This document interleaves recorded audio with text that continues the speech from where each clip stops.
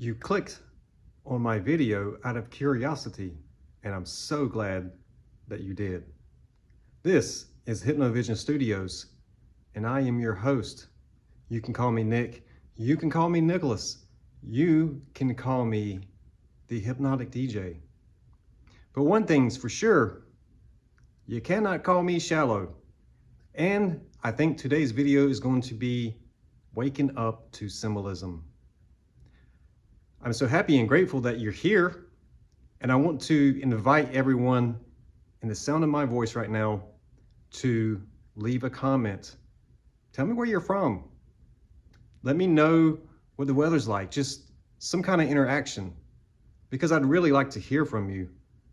I want to share something with you that I find deeply personal, but also very, what's the word that I'm looking for here?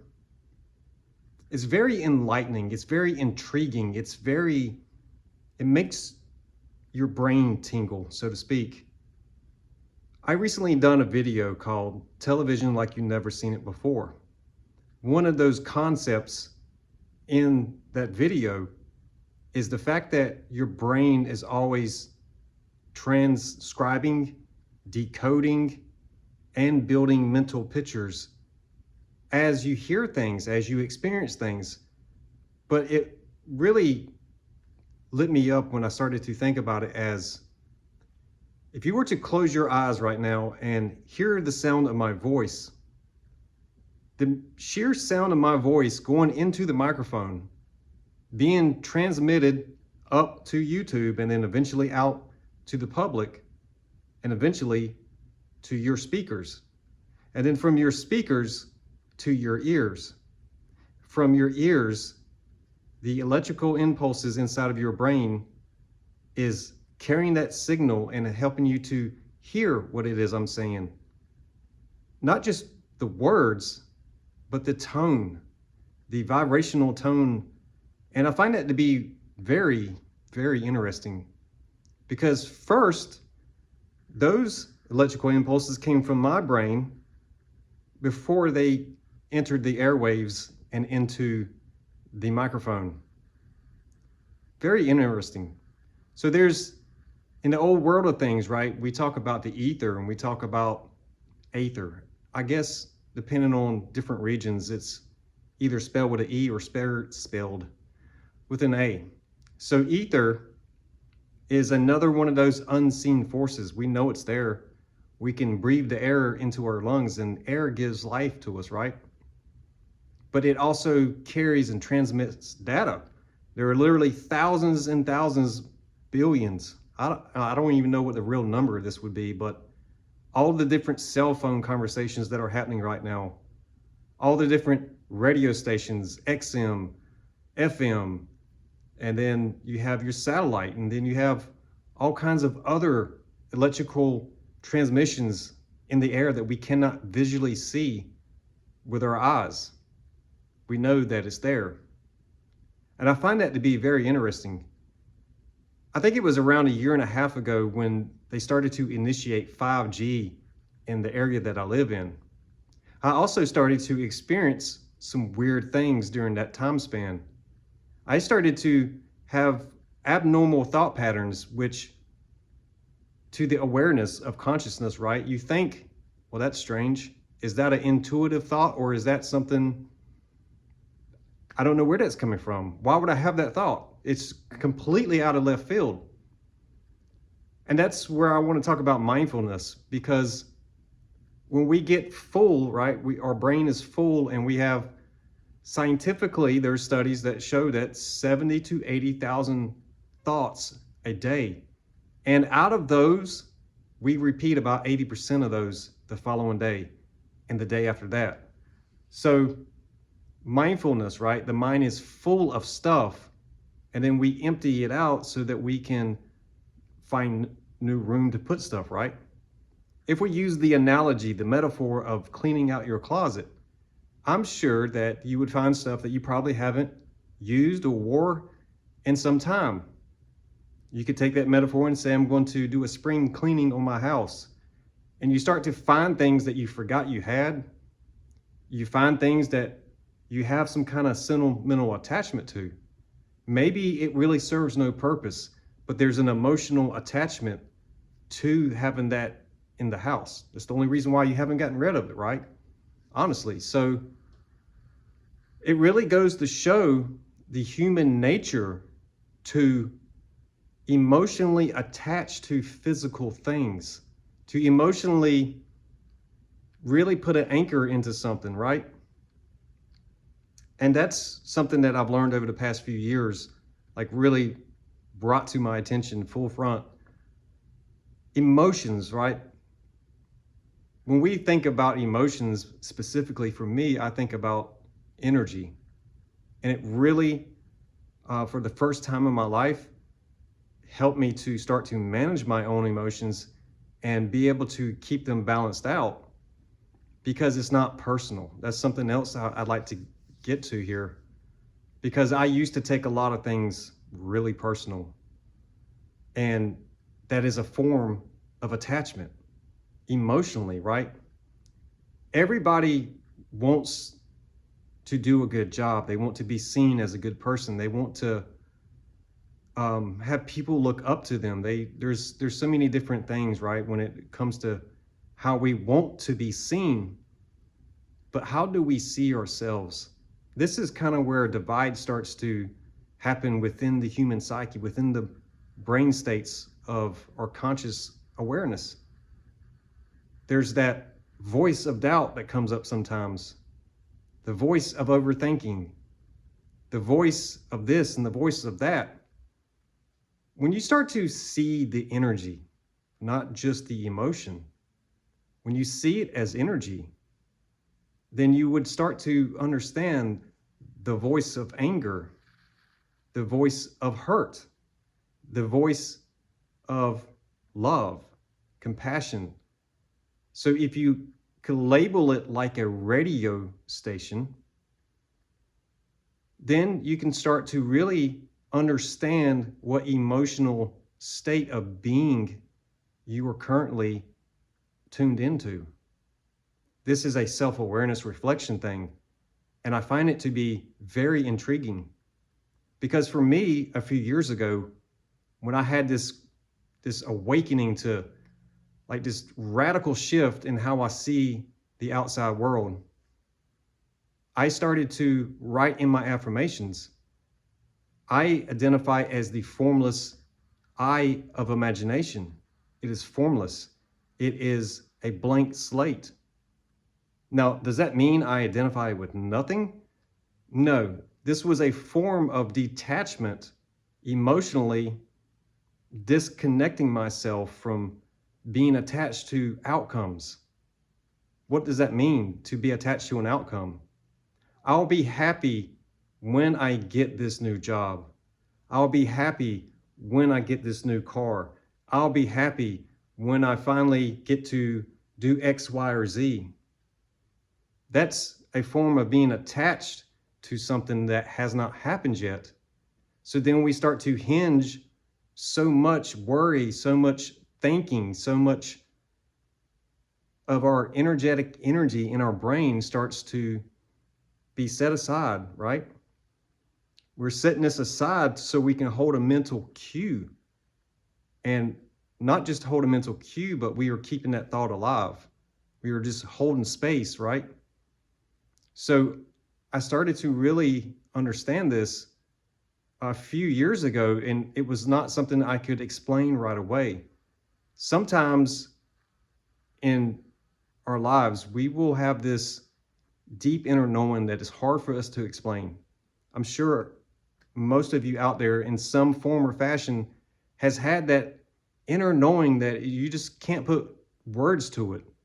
You understand something much deeper than the surface level. And for me, that was emotions.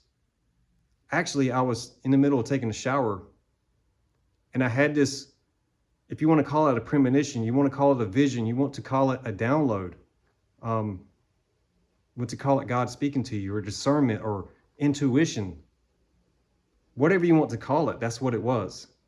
So for me, I had this vision of emotions on the inside of the body.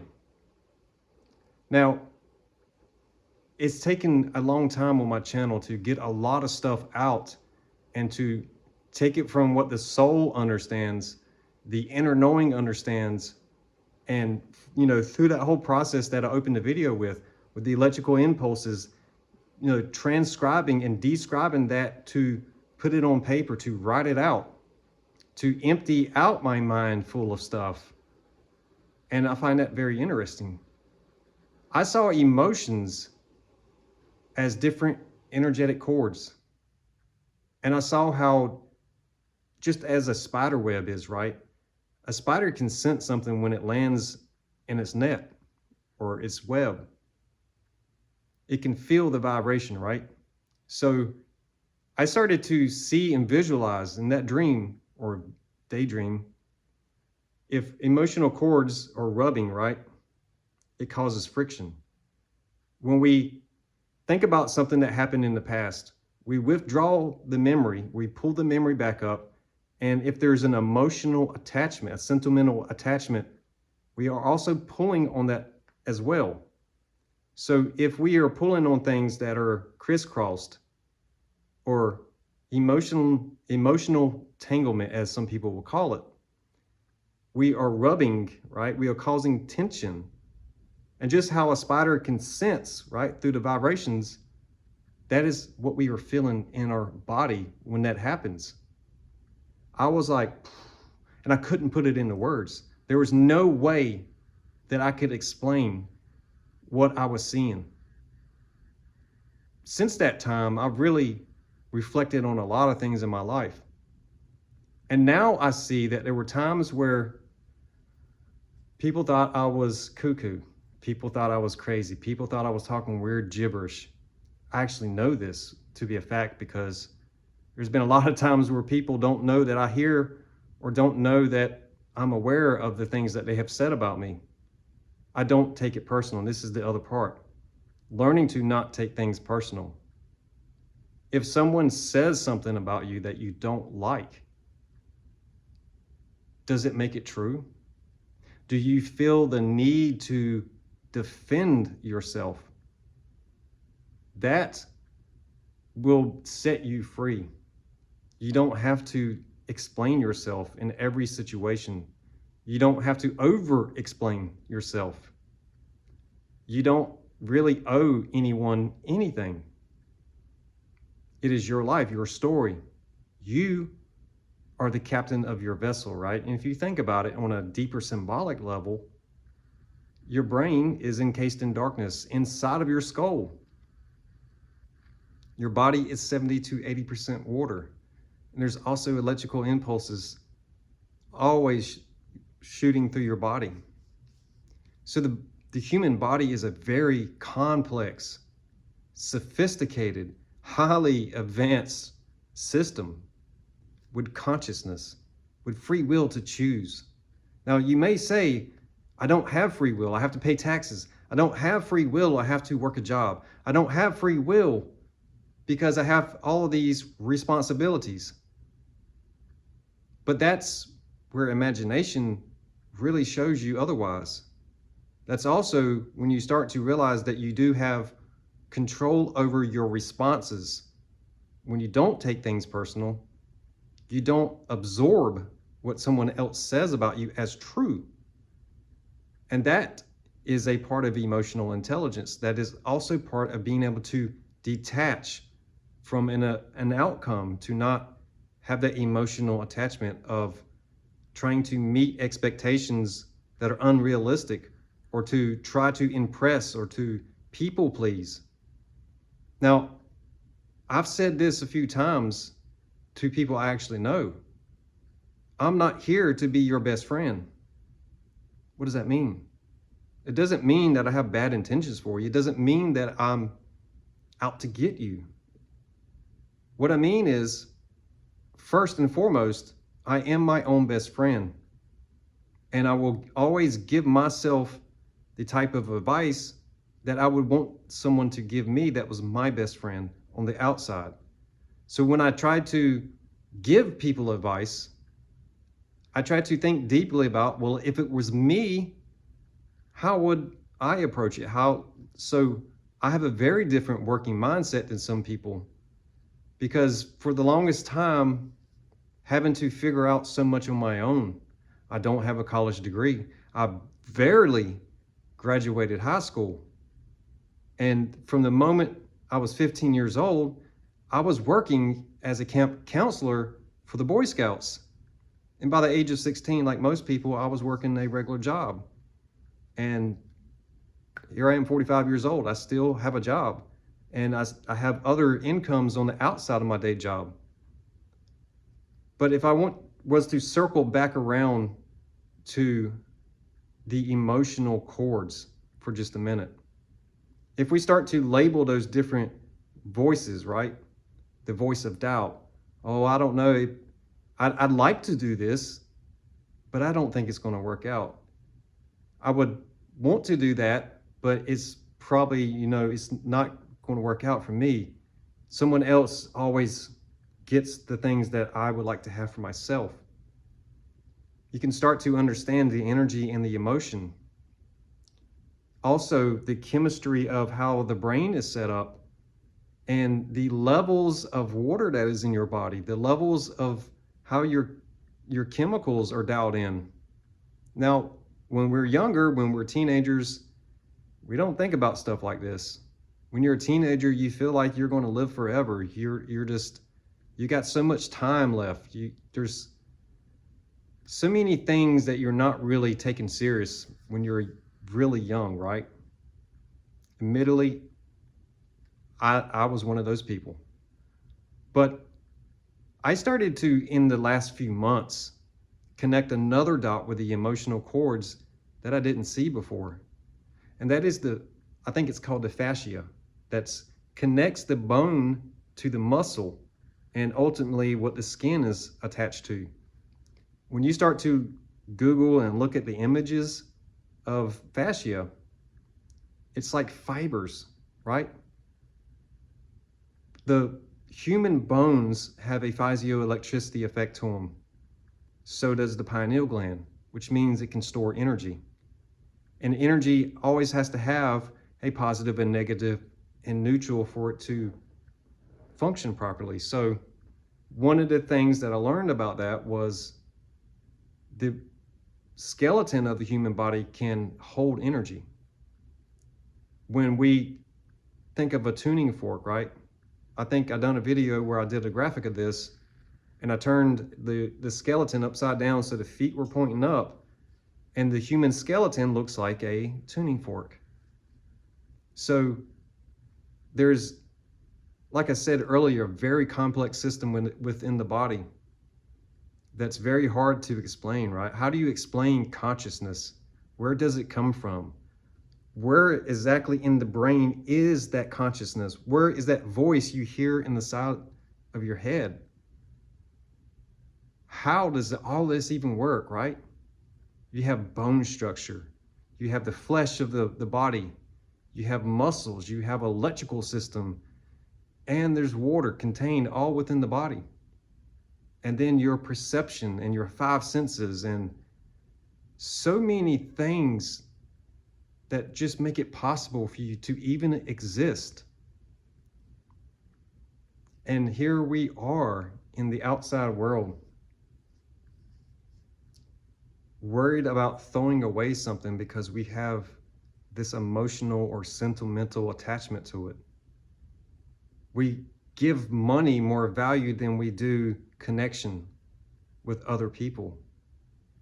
We separate and divide each other by the color of our skin, by the different groups that we associate with. We judge. It's human nature, right? We compare, and then we take things personal. And I do understand that's more on the ego side of things. For me, when I started to not take things personal, I don't care what people think. I care more about how you feel than what you think. That to me is a big difference in perception. But also likewise, that started to help me to see that some people care more about what others think about them than their feelings. So a lot of people won't show their feelings. They won't talk about their feelings. And I've heard a lot of men say, why do I want to talk about my feelings? And to be honest, there was a time I was like that. I was holding a lot of inner conflict within myself. So talking about it, why would I want to talk about something that makes me feel bad?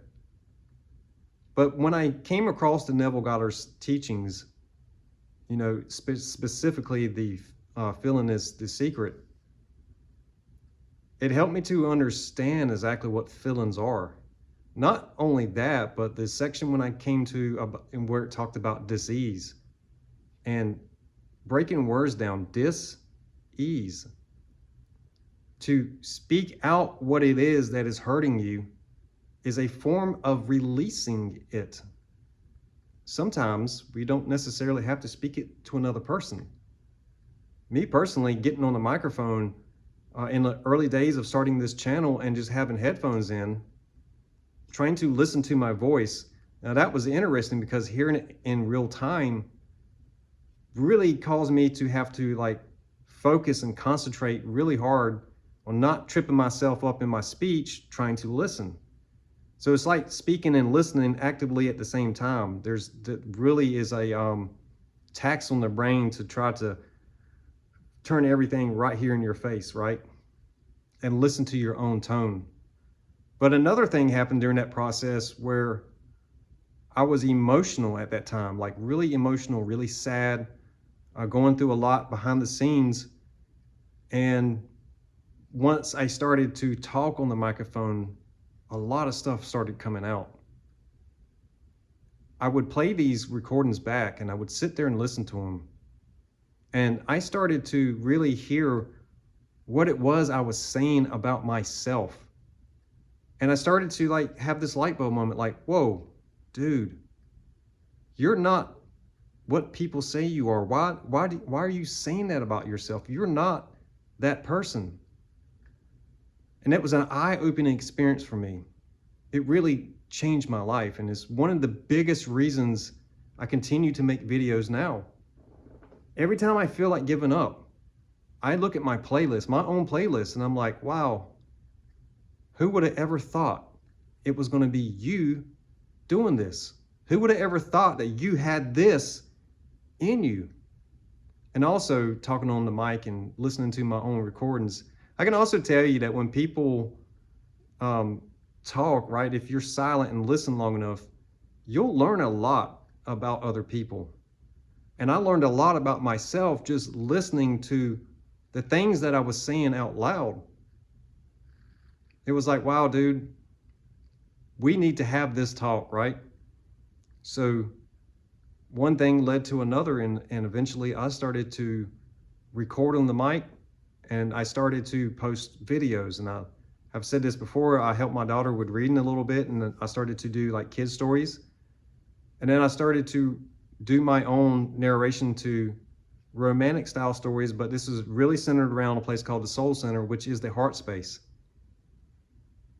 But the first time I heard my voice paired with a piano reading one of those Soul Center stories, I cried like a baby. I had never heard, and the only thing I could say to myself, and it felt like someone else saying it, that's a beautiful voice.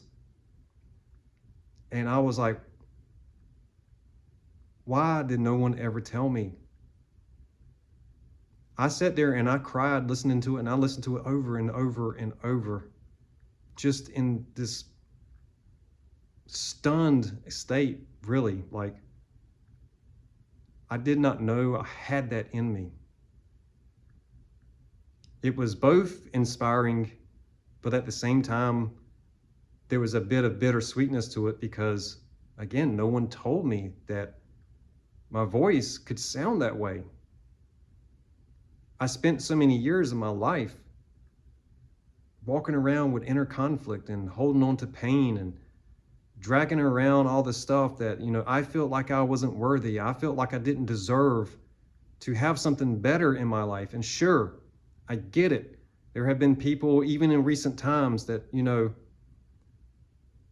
you're such a lucky person. And I know I am.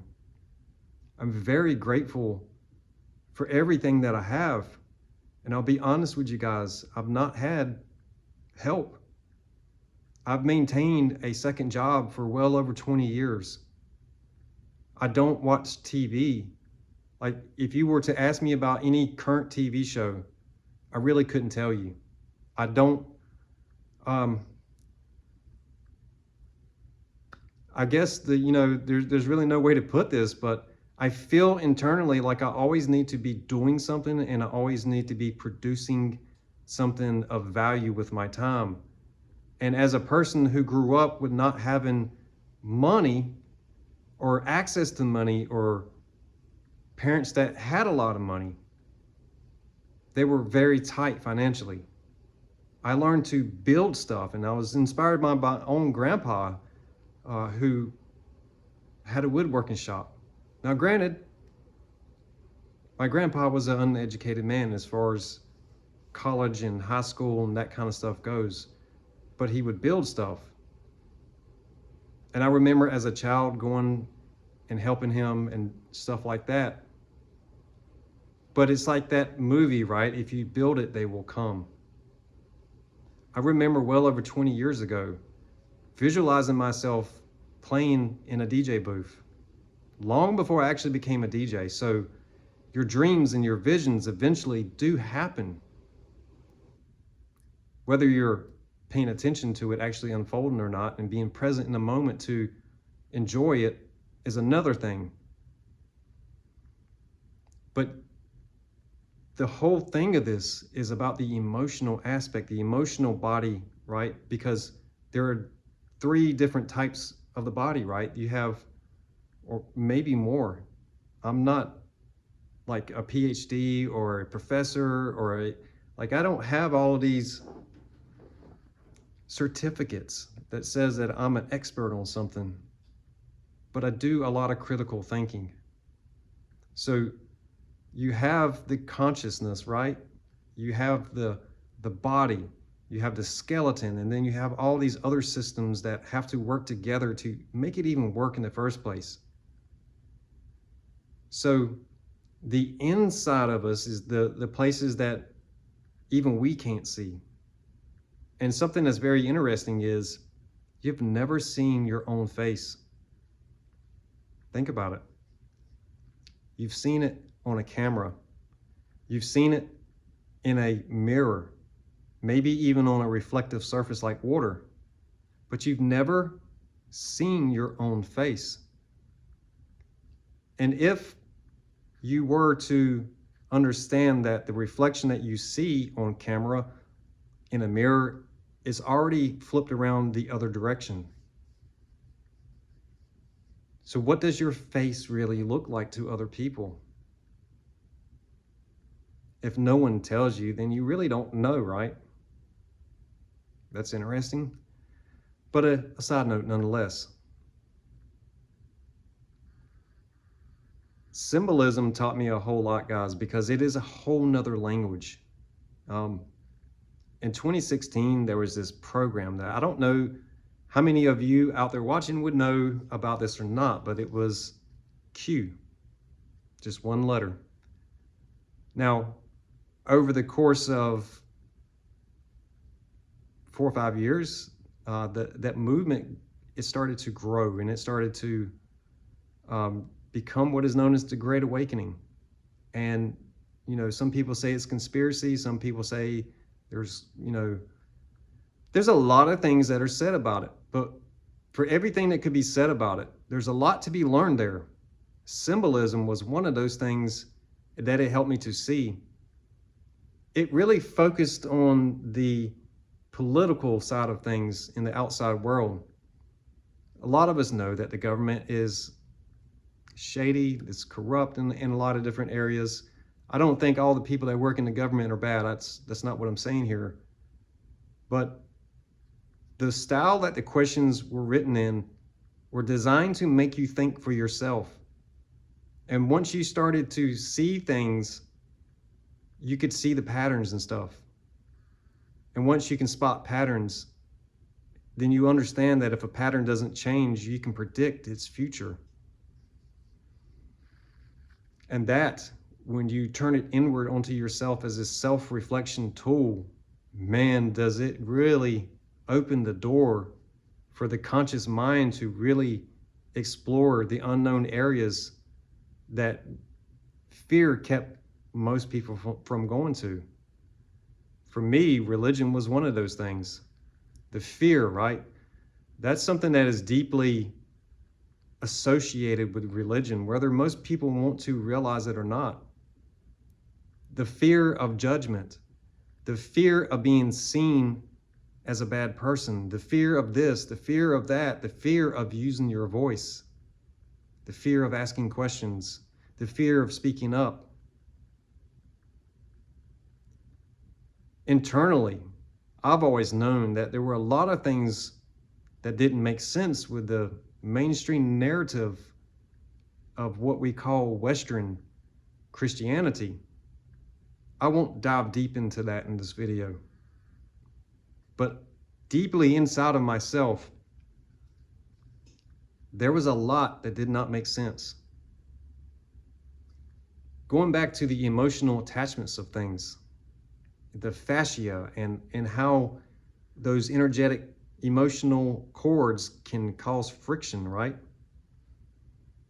I've said that when we use our voice and we are thinking of things of the past, we are speaking in past tense, and that creates tension. If you think about energy, if you think about positive being a forward direction and negative being a reverse direction, just as a concept, and then you have neutral right in the middle. If I want to speak out something I plan to have happen in the future, or expect or assume will be in my future, then I want to speak positively and good about it, right?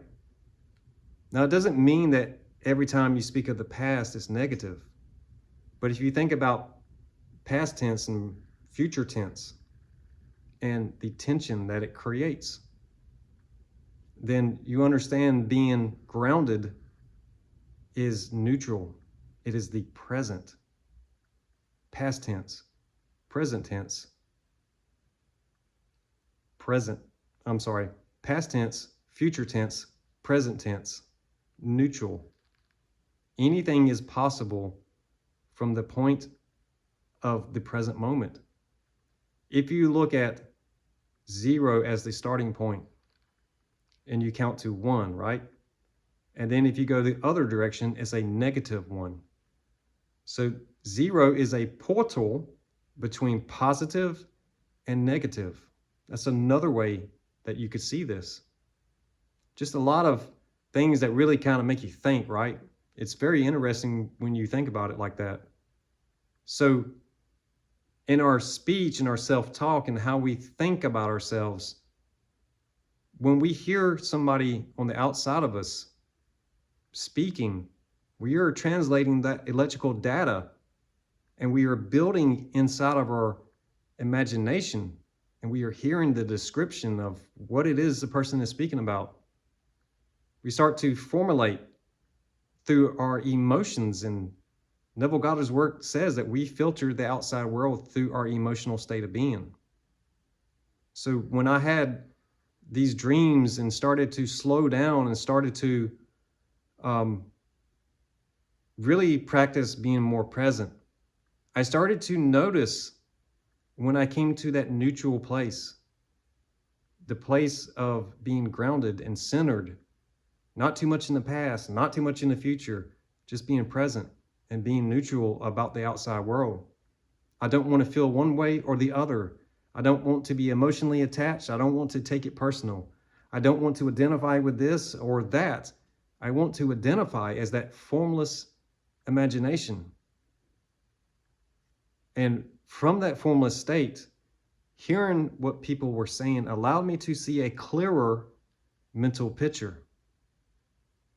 It was at those times I started to really hone in on the emotional tones of others. It was like practice. It was like sharpening my skills and gaining more clarity of the outside world in ways that I never had seen before. And also from that neutral point, it's like that spider can feel the different vibrations, right? The emotional friction kind of goes away. If we think about emotions like water, right? We could have a storm and the water's real choppy and the waves are crazy. But in serenity, it's nice and reflective and smooth. It's kind of the same way, guys. Be still and know that I am is not just a saying. Learning to sit in silence is priceless. Learning to just be present is priceless. You can never go wrong with it. In fact, if you start practicing mindfulness and taking stuff and journaling, right, so you can get it out of your head and maybe look at what it is you wrote and just proofread yourself and can I rewrite this and change it a little bit? Wow, I actually did not see that until I rewrote this sentence. You start to see life in different ways, and that's one of the biggest things about my channel, guys, is to help people see in themselves a different side of them. I say a lot of things that can be insightful. Where did that come from? How did you know that? And I can also say things that could be abrasive. I try to be neutral in how I see the outside world. But how does that work with the law of attraction? If you're neutral, you're not attracting positive, you're not attracting negative. Well, this is like a hidden thing that most people don't tell you. When you are in attraction mode, it's more about the alignment between the inner self and the outside world, not necessarily with attracting people themselves, but attracting and changing the experience. If you change clothes in the mirror will instantly reflect that back to you, right? You step in front of the mirror, for me, I have a red shirt on, I step out and I change my shirt and I step back in front of the mirror, it's going to instantly reflect whatever different shirt I have on. But when you think of the mirror principle itself and you start to internally change, people on the outside of you have already built in their mind this character, right? They see you from their point of view and they have built this character around you. And you are playing a role in their life. However, unlike a real mirror, when you change something internally, it takes a little bit more time for that reflection, that dynamic to change. And so you don't get that instant reflection like you would in a physical mirror. And that's very interesting. If you find yourself trying to make changes and then you feel like you revert back, is it working? Is it not working? Am I going crazy? Am I cuckoo? Is it all in my head? Is it my imagination? Do I need to seek therapy? Do I need to just stick my head in a hole somewhere? You're not crazy. It takes practice and it takes repetition, just like anything in life, right? You want to master any skill, 10,000 hours, you're considered a master. So if you divide 10,000 hours by 365 days a year, it's really not that much time invested in mastering a skill to become very proficient and very knowledgeable about it. If you devote that kind of time to yourself, to mastering yourself, then how long does it take to really learn many lifetimes of lessons when you start to apply that into yourself? Now you can see that your most valuable person, your most valuable version of yourself has always been hidden in plain sight. You just couldn't see it, but it's always been there. And now you have a key to unlock your future. You have endless possibilities and you have imagination. You have the power to be your best friend, to give yourself the type of advice and permission to follow that advice. You don't have to accept what you think other people think about you. You can think what you want to think about yourself.